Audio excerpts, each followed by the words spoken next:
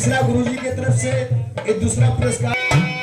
ए बाबू, राजा हिमांचल जब परेशान हो गए नारद जी मिलन राजा हिमांचल से, अब कहन का हो राजा साहब बड़ा परेशान हुआ, कहें का कहीं अपने बिटिया पार्वती खातिर लड़का खोजे थे लेकिन कहीं मिलत नहीं है। वही समय नारद कहन तू काहे परेशान हुआ, चला हम अगुवाई करा देते।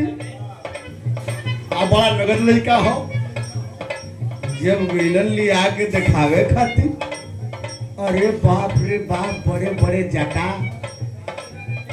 मारी गाजा मार के जब चांदी कर दिल हो, राखिए राखी कैले हो, एकदम बादर निकले तो खाली जनो मुंह से।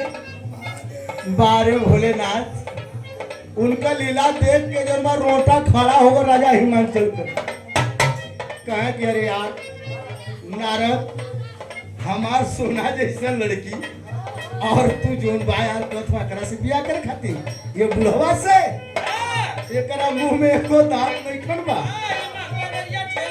लेकिन वही समय के बाद बा कहना हो कैसे मास्टर,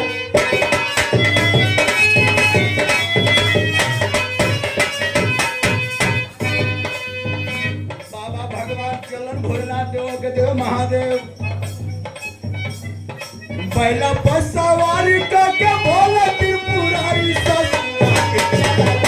ससुरारी राजा हिमांचल के द्वारी ससुरारी राजा हिमांचल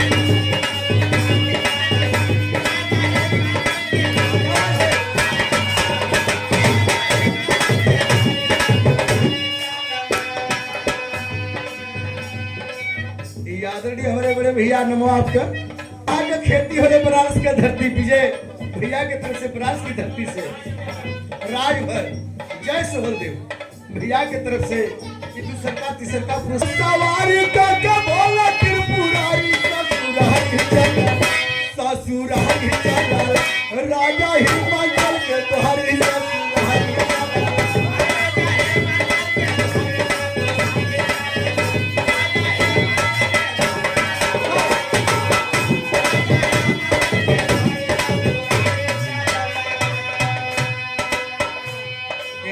सुंदर रूप बनौले हवन, कहना हो कनवा में सोहेला बिछुअन के बाला,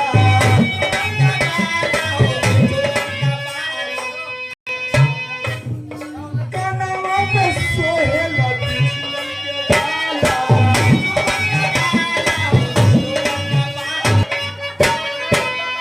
कनवा में सोहेला बिछुअन के बाला,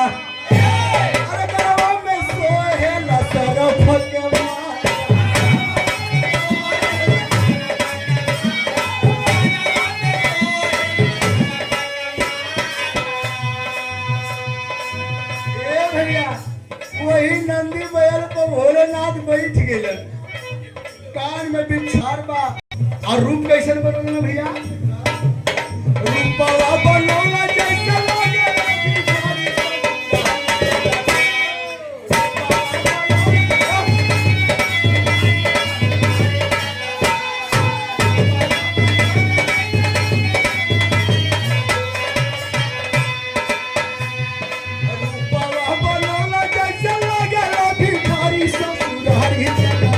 ससुरारी चलो है राजा हिमांचल के तोहरी ससुरारी राजा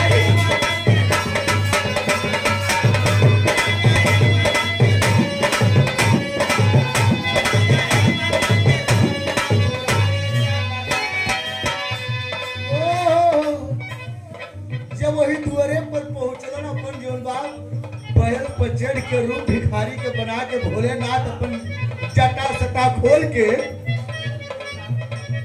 गांव के लोग लड़का पहुंचलन, कहलन के यह कहीं बारात आवत हो, भोलेनाथ कहा बारात के मत पूछा दुल्हवा हम ही है, लड़का का है देखा बुढ़वा के दुल्हा बनत हो, कहा हरे बचवा हम ही दुल्हवा है। आज दुआरे पहुंचलन पार्वती के माई मैना लेके खैलर और दही जो बात तैयार है कि अपने दामाद के हम दोनों परिचय। आज जब रूप देखली, अरे बाप रे बाप, कहे का हो गला लड़का खोजे हमार सोना ऐसा बिटिया ले जाके भाड़ दे बुढ़वा संगे हमार बिटिया जाई। हाँ? राजा हिमांचल बड़ा चिंता में गए, कहे कह रही मैना जोनी से लड़का के देखलिन बहुत सुंदर था। अरे पावन का सजल बाबा